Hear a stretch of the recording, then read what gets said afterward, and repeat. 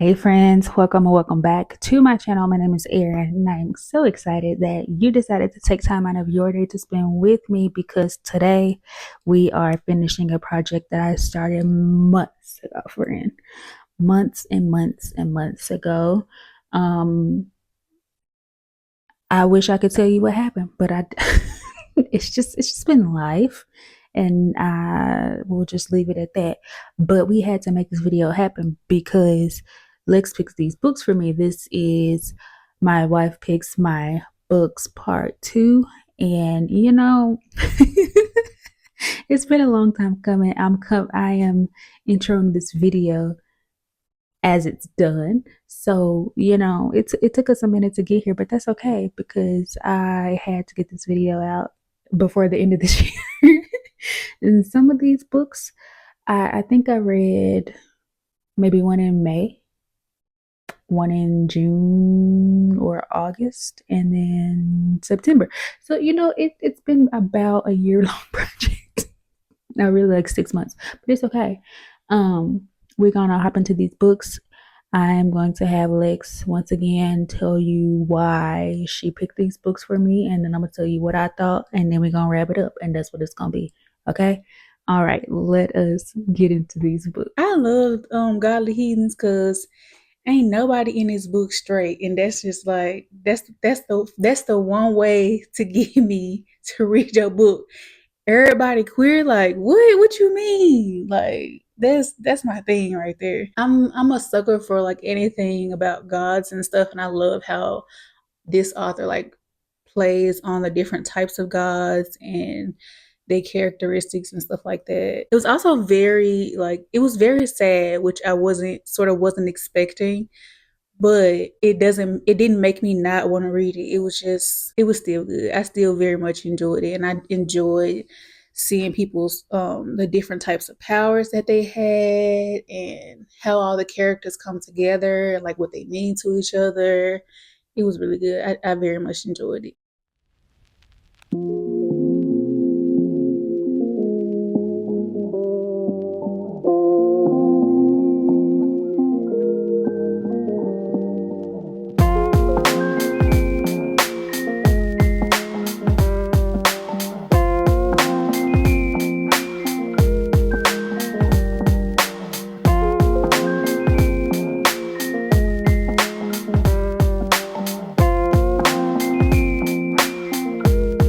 Okay, friends, we have officially finished our first book for this video, and that is Godly Heathens by H.E. Edgmon. And this is a young adult fantasy type situation. Fantasy, I'm gonna go ahead and call it a fantasy romance. And in this, we are following our main character, Jim, who is a non binary Seminole teen who is living in a tiny town in Georgia. Jim is known for being their peers' queer awakening and leans hard on charm to disguise the anxious mess they are beneath. The only person privy to their authentic self is another trans kid, Enzo, who's 1,000 long, painful miles away in Brooklyn. But even Enzo doesn't know about Jim's dreams, haunting visions of magic and violence that have always felt too real. So how the hell does the strange new girl in town know about them?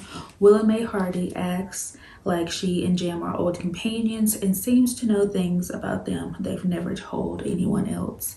When Jim is attacked by a stranger claiming to be the goddess of death, Willa Mae saves their life and finally offers some answers. She and Jim are reincarnated gods who've known and loved each other across lifetimes. But Jim, or at least who Jim used to be, hasn't always been the most benevolent deity. They've made a lot of enemies in the pantheon, enemies who, like the goddess of death, will keep coming. It's a good thing they still got Enzo, but as worlds collide and the past catches up with the present, Jim will discover that everyone has something to hide. So, I actually had not read the synopsis of that book since I bought it back in, was it 2022 or 2023? I bought this book when it first came out, and it's 2023.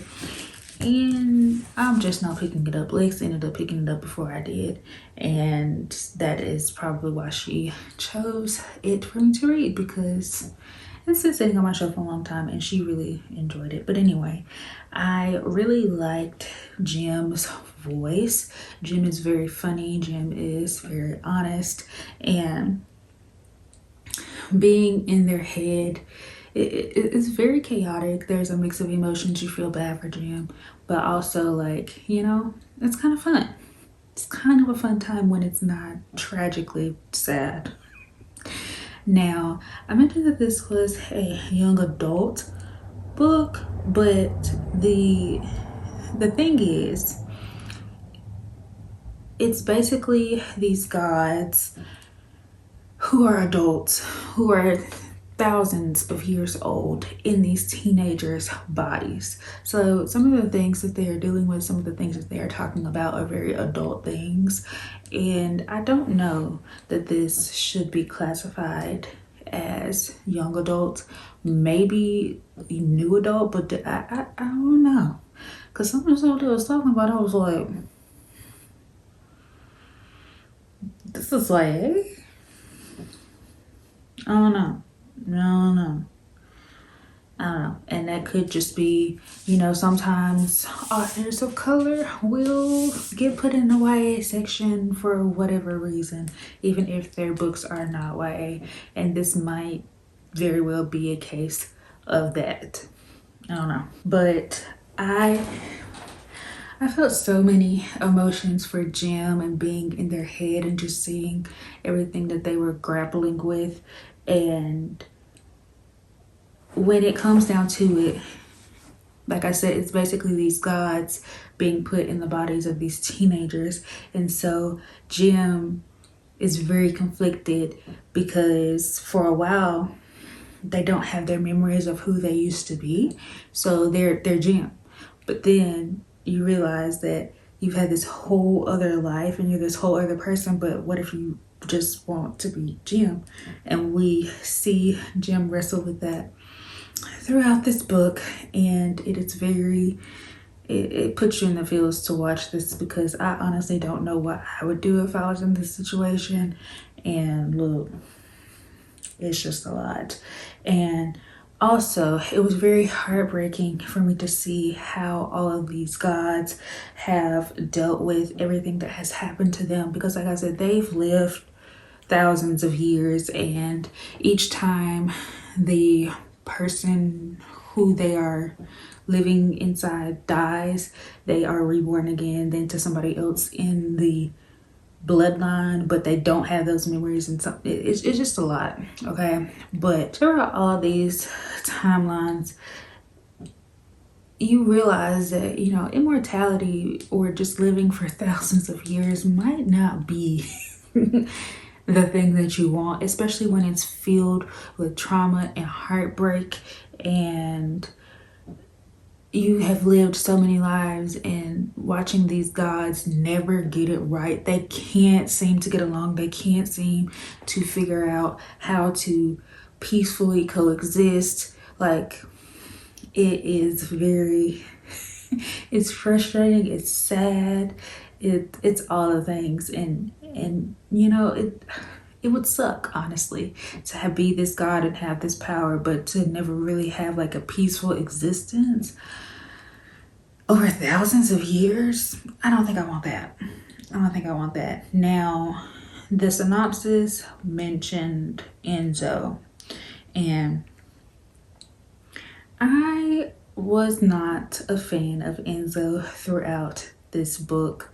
I just feel like Enzo was very manipulative and just wanted Jim to do what they wanted Jim to do, and be who they wanted Jim to be. And I'm not a fan of Enzo, and they happen to be one of the more prominent side characters in this book, and I don't like Enzo.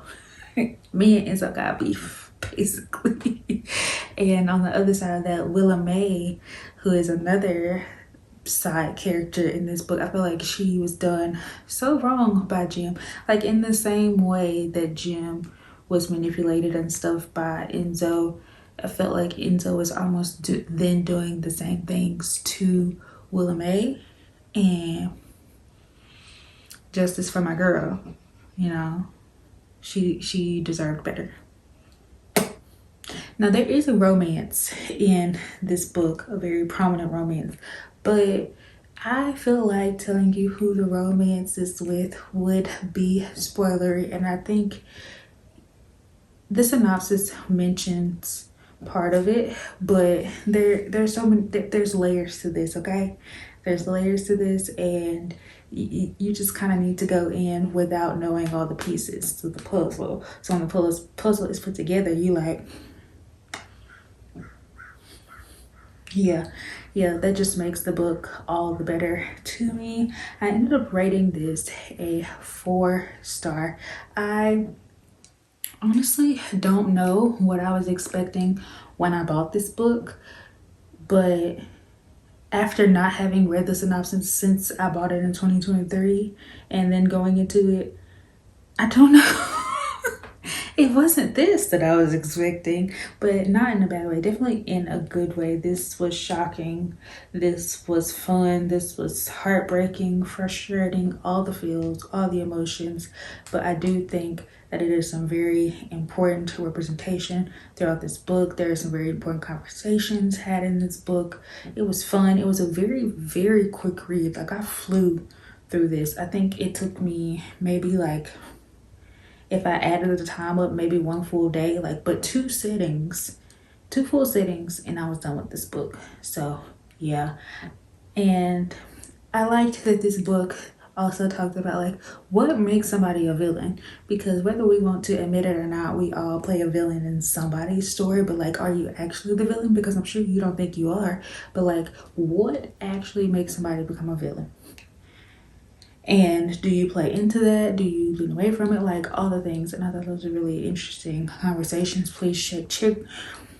If you're going to pick this book up, make sure that you check trigger content warnings. There are some heavier topics in this book, some mental health things that, you know, might trigger you, so be aware of that going in. But I do think that this is a very good book that needs some more love. You know, it gives great representation all the way around. And yes, I definitely would and will start recommending this book. And I'm glad I finally read it, you know, long time coming. So reading one of the oldest books on my physical TBR was a win for me as well. I loved Black Sun from like the moment I started reading it. Like it started off wild as hell. Like I'm sitting here reading about this shit and I'm like, bitch, what the fuck? Oh wait, can I cuss on her? Okay. I'm like, bitch, what the fuck? What is going on? But like not in a bad way. It's just like it really make you want to read more of it. Serapio, my nigga, like I loved him from the very beginning. Him and Ziala, my favorites. I like Narampa too. She a slow burn. She gonna get on your nerves at first, but she coming to her own too. But Serapio and Ziala just had me from the jump. Like this was something I never read something like this before. And I think that's really what got my attention, because what is this? But like I love this at the same time.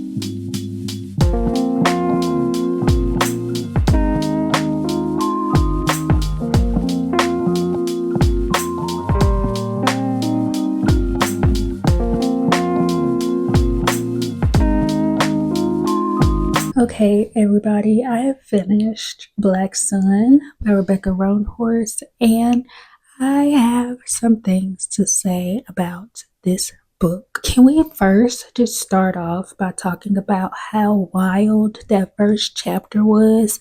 Like, Rebecca didn't ease us into the action. She like threw it all out there in that first chapter. And look, I wasn't ready, but I quickly got ready.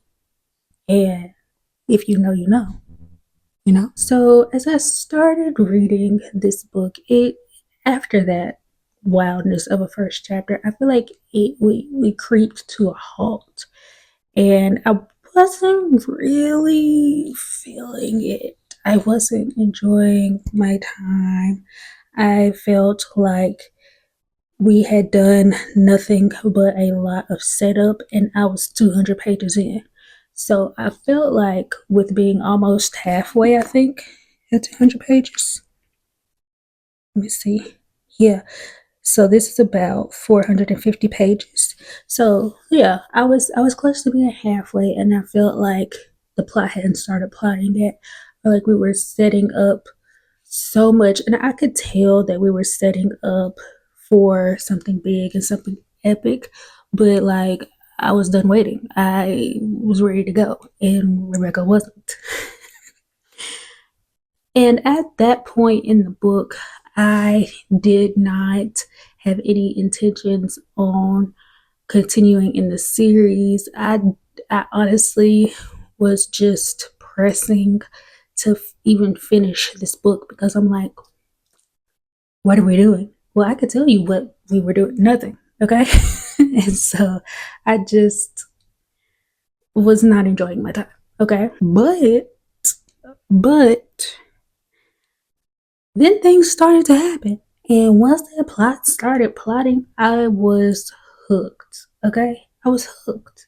And I had to eat all of the words that I said about this book just a few seconds ago. I didn't really realize at the time of reading it that all of the setup was just kind of getting me connected to the characters, endearing me to the characters, letting me know like their background, why they are the way they are, what led them to this point, and that all of that was going to make me feel all the things once the plot actually started happening and once pieces started getting put together. And as somebody who enjoys character studies, I don't know. I don't know why this one just wasn't hitting for me, but once the plot and the character arcs like came together, it did things for me. It did a lot of things. Maybe I should tell you what this is even about. I just assume that everybody has heard of Black Sun at this point, but if you have not, Black Sun is inspired by the civilizations of pre-Columbian Americas, woven into a tale of celestial prophecies, forbidden magic, and crafted with unforgettable characters. In the holy city of Tova, three lives are converging during a solar eclipse, prescribed by the sun priest as an unbalancing of the world. Meanwhile, a ship launches from a distant city bound for Tova and set to arrive on the solstice. The captain of the ship, Ziala, is a disgraced teak whose song can calm the waters around her as easily as it can warp a man's mind. Her ship carries one passenger.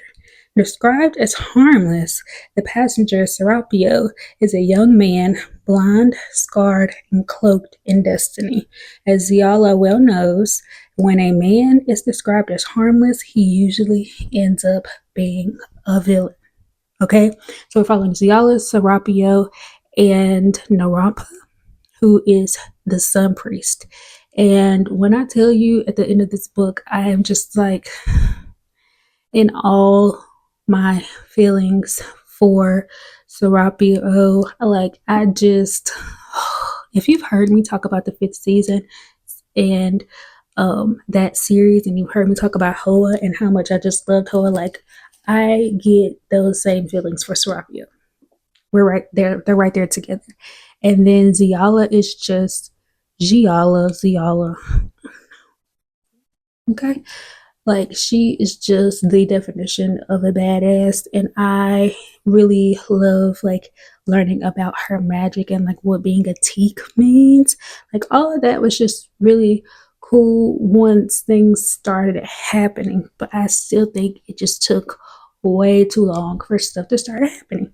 So I rated this a 4 star because, like I said, once I was in it, I was in it, but I almost wasn't in it. And it would have been a shame for me to DNF this book without getting to experience that ending. It would have been a shame. And so I am happy that you know, I pressed through, and now I think that I am going to continue on in this series because there's just the attachments that I have to these characters and the way that it ended. I need to know.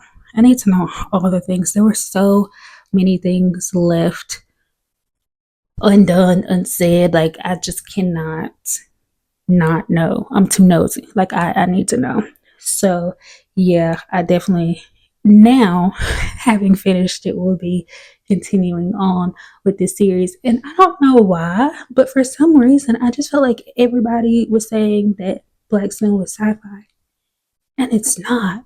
It's fantasy. I don't know if I made that up or if people were actually saying that, but for some reason, I had Black Sun like in my brain as a sci-fi, which was like part of the reason why I hadn't even picked it up yet, because y'all know I'm just going through it with sci-fi apparently. So yeah, but anyway, I am happy that Lex picked this book for me and made me read it because I probably would have put it off, you know, a lot longer. And, she might know. She might be on to something. Okay. Okay. Academy for Liars was so fucking weird. I feel like I went a large portion of this book not really understanding what the fuck it was. I mean, in the end, it was worth it because what the fuck? But I spent a large portion like trying to figure out. And normally I'm the type of person who figures stuff out real easy. Like it don't take me long. I can figure out like who did what. That's easy. But I didn't understand for a long time what was going on. And I also couldn't figure out if I even liked Dante. Like he was a mystery to me, but I honestly, even now, I still don't know how I feel about his character. But another book that I've read that I had never really read anything like it. It's very fucking weird, but not derogatory. It's still good. I enjoyed it. I almost feel like it could have been at least a duology, but once you get to the end, I mean, I think that's pretty much the end of it, but I did enjoy it.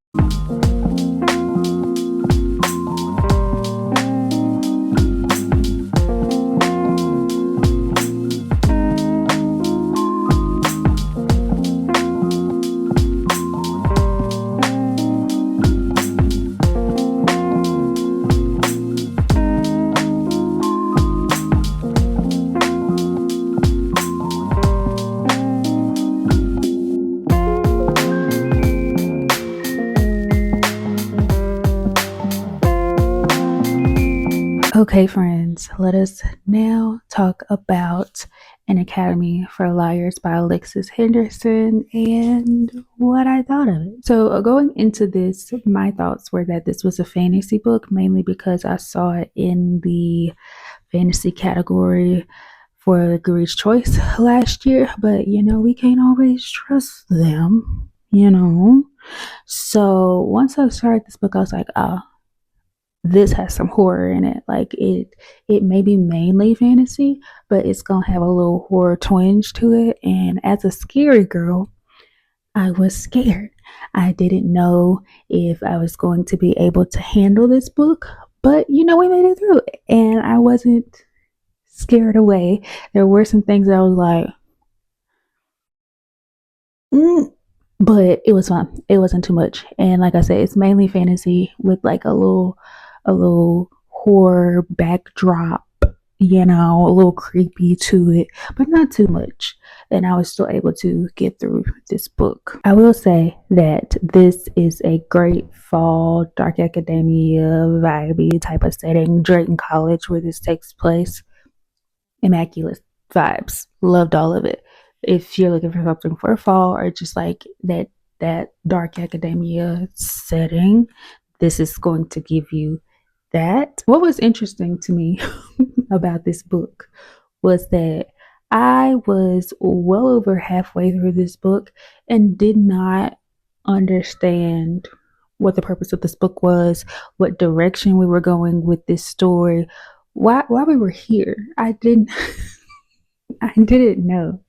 And that feeling continued even after I finished the book. I did not know why this story needed to be told, why I was told the way it did. It just didn't, I don't even know what was missing. It just felt like something was missing, and it felt like it was the why, if that makes any sense. Now, I'm not saying that it wasn't interesting, like what was the point? No, there were points made, and I found that this was very interesting. Some of the plot twists in here had me shook because I was not expecting them at all. It just felt like, okay, I just read this book. It was kind of interesting, but I don't know what the purpose was, you know? And it felt like it was very meandering up until the plot started plotting towards the end, because like I said, I didn't know which direction the story was going in. I didn't even know what we were trying to do, what we were trying to accomplish. And yeah, I don't feel like this is spoilery. I feel like I would want to know this information, so I'm gonna tell you. If you don't like reds, friend, don't pick this book up. If you have a thing about reds, do not, and I repeat, do not pick this book up, because you're not gonna have a good time. You're gonna be disturbed, friend, and I don't want that for you. And I don't want you blaming me, saying I didn't tell you, because I'm telling you now. It's got reds in it, and there's one particular scene that had me a little. I didn't know if I was gonna make it through a friend, but like I said, we pushed through. There were, I went back and forth on so many characters. Like one minute I was liking them, one minute I wasn't liking them. I I just, and I'm okay with that. Like, yeah, make me go back and forth, make me jump a little bit, and try to figure it out. Like, I was okay with that. This does feel more character study. Um for the most part, like I said, yeah, it's very meandering, and then you kind of get the direction, but still, yeah, it left me wanting more, and I don't know what could have made it better. I've been thinking about this and thinking about it. I don't know what would have made this better for me. I really don't know. I ended up rating this a 3.5 star. I enjoyed our main character, Lennon, for the most part. She made some decisions that I would not have made, just in general, but the way that she would, defend herself in certain situations, I was here for. And I'm just going to leave it vaguely at that. Um, yeah, this wasn't what I was expecting, but I don't know what I was expecting at all. But I had a good time with this. I am happy to have made it through an Alexis Henderson book, because I just be trying to support the Black authors out here, and I tried The House of Hunger, and that wasn't for me. That wasn't for me. I also was very curious as to the point of that, but I ended up DNFing it before I even, could figure that out, because, yeah, it just really wasn't my thing. So I'm happy to have completed and enjoyed an Alexis Henderson book. I don't know that I'll be picking up her next release, though, because it is YA, and I'm just at this point very selective with the YA books that I'm picking up, just to give them a fair shot. So yeah, I won't be picking up that one, but I will be on the lookout for future things, and maybe I might go back and catch, what is it? Is it The Year of the Witching? Maybe that's the name of it. Something about of witching, because I've heard good things about that one. But yeah, we'll see. We'll see, friends. Okay, friends, let's wrap this video up. We read Godly Heathens. That was a 4-star. Black Sun was also a 4-star. And we finished out with An Academy for Liars at a 3.5 star. So far, Lex has not led me wrong yet. And, that's just going to boost her ego, honey. And she gonna think she's on, but she might have some good book taste. No, we just actually have a really similar book taste. Okay, both things can be true. So yeah, I am not gonna hold you any longer than I have to. Thank you so much for watching this video. Thank you for liking, commenting, sharing, subscribing, anything that you do to support me and my channel. It is very much greatly appreciated, and I will be doing this again definitely not until 2026 and probably well into 2026. But yeah, I like when Lex picks my books and I think y'all like it too. So we'll try part 3 eventually. But yeah, I hope you have the best day that you possibly can. Remember to take care of yourself, and I will catch you in the next video. Bye.